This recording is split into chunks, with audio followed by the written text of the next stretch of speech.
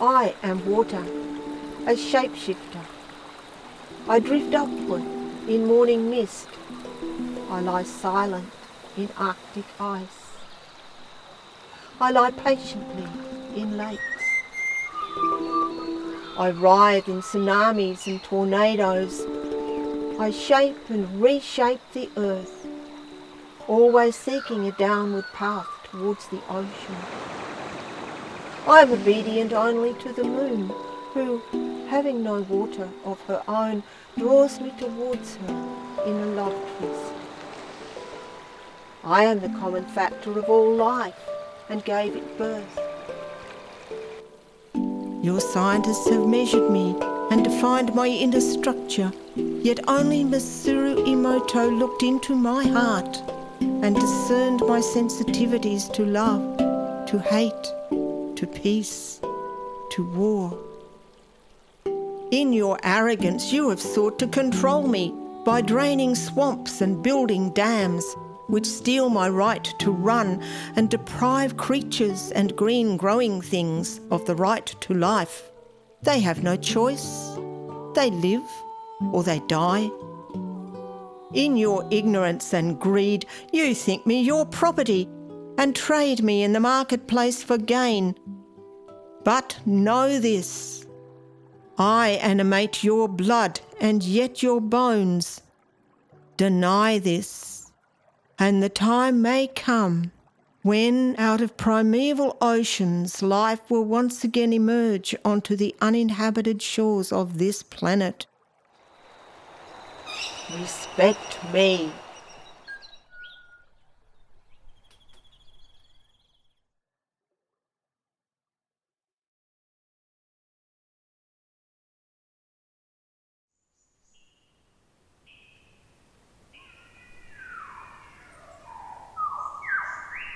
The land tells the story of volcanic eruption, torrential rain falling without interruption, water flowing from mountains to a stream to a river running into the sea. The Bundjalung Dreamtime tells the story of Goanna spirit Dirawong, chasing Rainbow Serpent because of a wrong, the passage of their chase creating riverbed from Mount Lindsay to Evans Head. This then fills with water along which First Nation clans live till this day. The trees tell a story of white men arriving with axe and saw, building causeways across streams for bullocks to timber draw. Our cleared land is used for colonial farming, ignoring traditional land use it is harming. The cows tell a story of bridges built early in 19th century to help transport the goods of dairy industry, allowing an increase in the number of people in the newly named town of Kyogle. The bridge tells a story of seasons of fire, flood and drought, the change from hoofs to wheels in traffic, crossing in and out, the transformation of lifestyle from rural to suburban. The bridge is a connection between water and lands, the idea that they have passed through many hands, connecting the many stories of community which combine to form Kyogle's unique identity.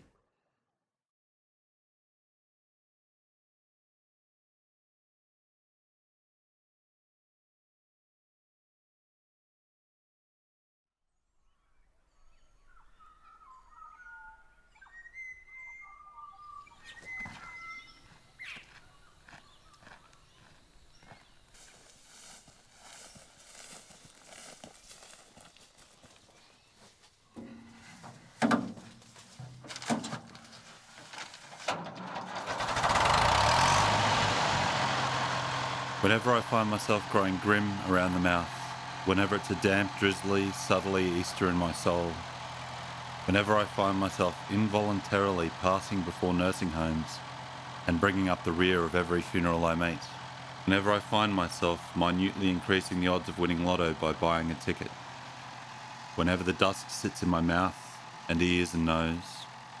Singing along with Lou Reed, there's only one good thing about a small town, that it requires a strong moral principle to prevent me from deliberately stepping out onto the street and methodically knocking people's hats off, pulling keys from long, idling diesels. Whenever I catch myself looking at the born-again Roxy Theatre facade, unable to distinguish between its golden gay time, banana lolly yellow, and the hazed white-grey clouds behind, as the sun follows me from picnic table to picnic table, then I account it high time to get to see the creek or the spring and stick my head underwater. To think about Grigella's dog, who had its voice box fixed to mute in an act of kindness, to keep it from being kicked each time it barked.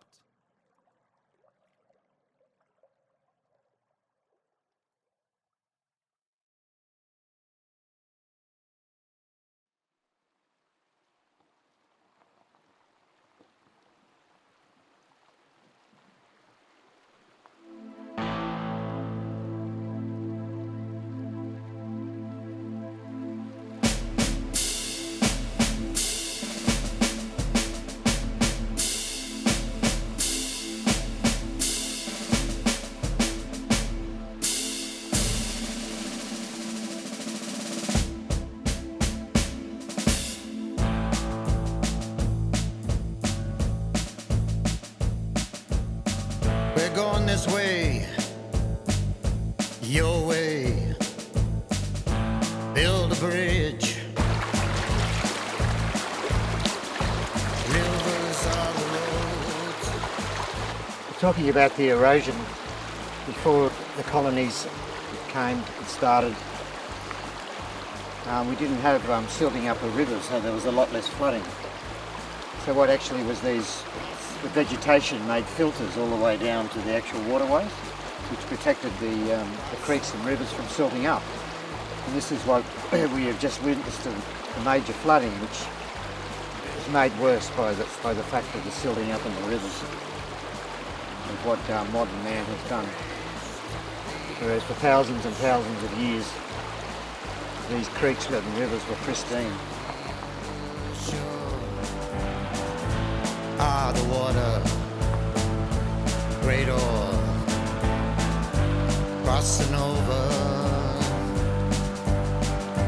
crossing over, crossing over, yeah, crossing over.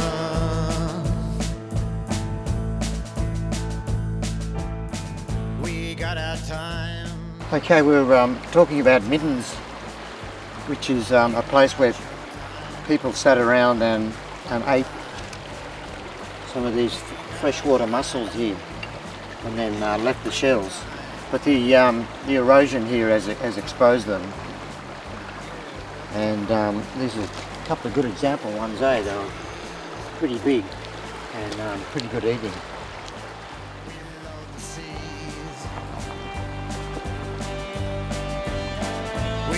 The rocks,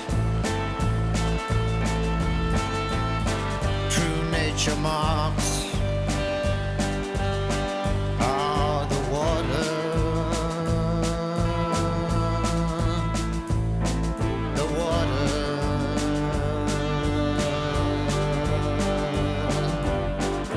the dreaming is life, dreaming.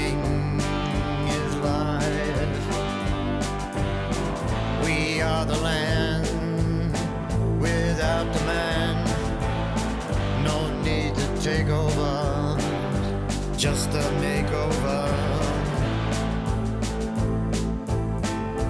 Yeah, crossing over,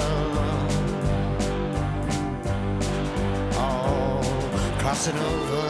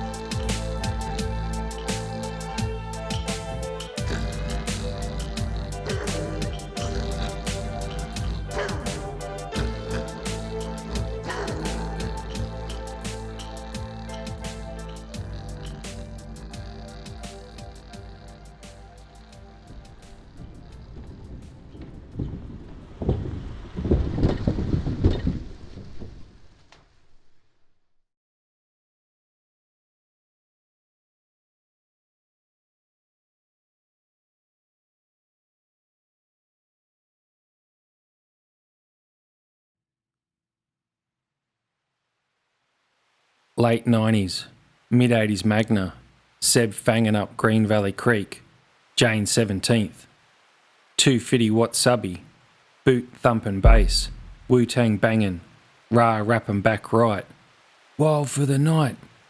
Mid 80s Magna, 50 on dirt, 700 Jimmy, half Ozza Hyge, 1G Whiz, ran in the front, sparking a blunt. Raz, give us a puff. Ah, that's the stuff. Oi Seb, have a dip. Yeah, that's the shit.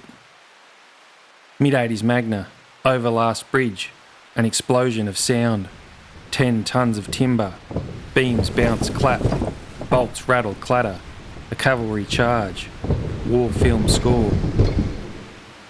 Mid-80s Magna, 70 on dirt, drifting into long right, one spotted gum, Carimbia maculata, grandchild of Gondwana, spirit of the raised, tips tickling stars, trunk strong as, wide as, a mid-80s Mac.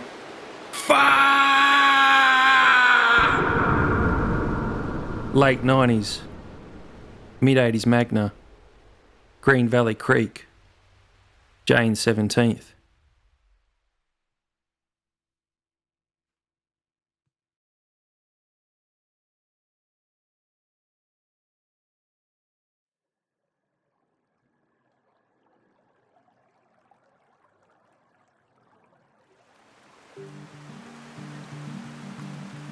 I reach back to the bridges, dwelt smooth, coursing beams. I've washed and webbed hardwood. I met an old man out here once. His spleen was enough to hold up a house in a timber getter's shack which he had built before cars came. In this new life, carrying the load, the crashing of the red cedars in the succulent earth. Yumbala. Hello, goodbye. Send me racing over the paddocks of faucets, with crows on the fence and water in the ditch, to where I used to dream, in these outlands that Dransfield sought, where the tie rod of our combi bent, as I hit the sleeper side of Mill Bridge, where in Exodus we kissed. A thudded passage, as silt sticks to tyres on these conduits of deliverance, timed like footprints, mounting and stepping the creek to Green Pigeon, coiling together to find an arc of misty rainforest cliffs, bringing my new love here so she knows how far it is I must reach, where the flow below echoes the simultaneous of shaved and knotted logs, knelt over pylons, spitting rusty bolts, sandy footholds wash through as droplets collect a vertebra of text. This is where it holds over, tickling the trinkling of time.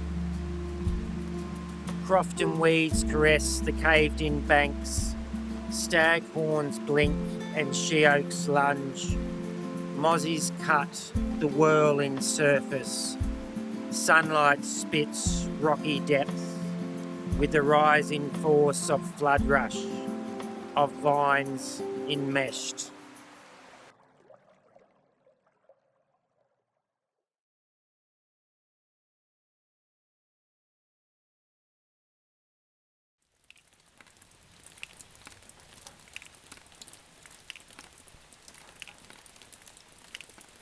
Reeds filter out silt catching in throat like toothpicks, chunks of yesterday's dinner. Your hands clasp mine, even as I pull away. The river says it will take you. All the fire and flowers that rage and bloom and wilt in your heart. Lost dreams, lazuli rings, Zoloft pills, ripped underwear, empty bank accounts, divorce papers, and torn love letters. clicking jaw that drove lovers mad, and the rotten tooth you keep in a purse. She will hold it all in her mud, silt and currents. Next to that old washed out bridge. First fumble in the dark with that boy who declared you a slut to the world on Monday. Scrubbing his scent out with a loofah, along with the smoke from the fire in your hair, to move on to his best friend. Next to that bridge, circa 1910. The one that carried drunks from the golf club to beds shared with bored spouses. Droning music of their snores, some to death beyond shallows. Waking first light, cups of coffee, doom and lawns to mow. For a long time, I was afraid of brown snakes in the grass, stomping down banks, tasting honey winds, hearing the cotton song of the clouds, counting beer and Coke cans to water as omens, kissing the whiskered lips of catfish. Your grandfather pulling out a Mr. Whippy van from flood torrents across bridge planks. His reward, a singular ice cream for 9 hungry children. Your godfather wandered the banks. He'd say, "Trust the good Lord." Over the years, I lost my communion with him, but kept a crumb of his Lord in my pocket. He says, move into his grace.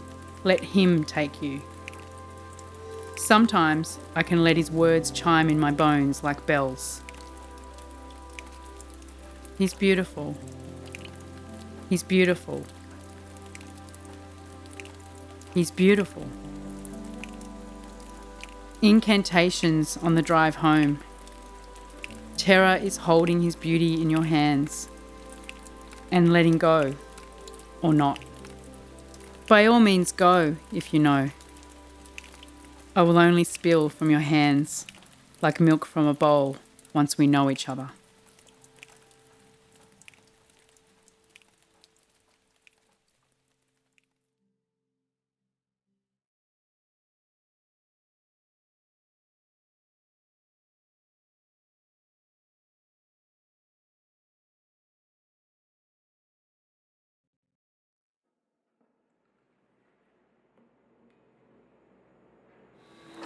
Judah often thought about volcanoes. The frenetic energy in the homestead was catching, especially in the kitchen and laundry areas. There was the constant sound of movement on the floorboards tracking throughout the household, like the rickety new logging tramway through the rainforest. In the main kitchen though, the floor was dirt work that Judah often fashions into a rock-hard compact. It has its own gloss. That was at least one of the things the boss let her do her way. The blackfellow way, they called it. Judah had to show them examples of how it worked first, and now she is the one keeping the ground together. In many ways. Smoothing over the dirt with water and then pressing it down over and over. Maybe that's how volcanoes were made too, until they couldn't take any more. The underground tunnels still make themselves heard. They're not afraid. A kind of contained storm stuck in the spirit world down there. It was never a good sign, triggering everyone to pack up and take off away from the waterways. Them underground beings had been woken up and clearly not happy about it.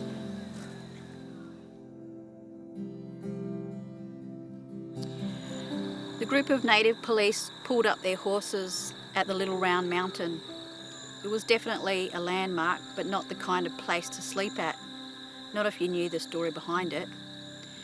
None of them were from here. Can't be. They were settling in for the night early, but didn't light a fire. The horses were still saddled and standing stiff. The only sound was the murmur of scheming and the occasional spit of a tarred pipe smoker. Boss was a white man, the only one with them. None of the others could handle this dense scrub. This one seemed driven by entities though. that no explanation could cover. He said himself that church and empire were fused in a single entity, yet he had his own, that one, another kind, that no explanation could cover. But each one in the group that were gathered around that little outcrop jutting out like nephew's knee bone, these troopers all had their own demons. Some said they'd joined for payback. This Yarraman fighting had only been around here for a while, but it had aged these men. A presence came out in their stony eyes and in other ways. They were like ghosts being dragged around by a set of tall boots. It was scary, government scary.